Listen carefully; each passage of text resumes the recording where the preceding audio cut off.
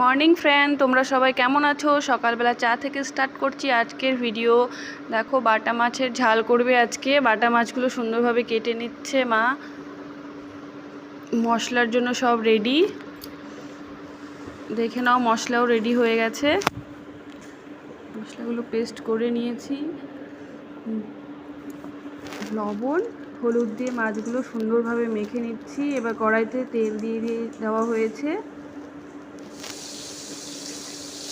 এক একটা করে মাছ দিয়ে দেওয়া হচ্ছে। দেখো,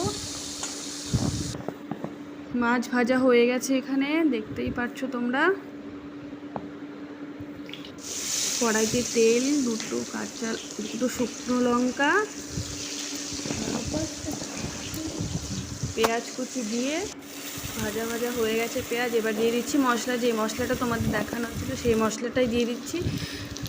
লবণ, হলুদ, শুকনো লঙ্কার গুঁড়ি দিয়ে ভালো করে নেড়ে চেড়ে এবার একটু জল দিয়ে মশলাটাকে ভালোভাবে কষিয়ে নিচ্ছি। দেখো, কষানো প্রায় হয়ে গেছে।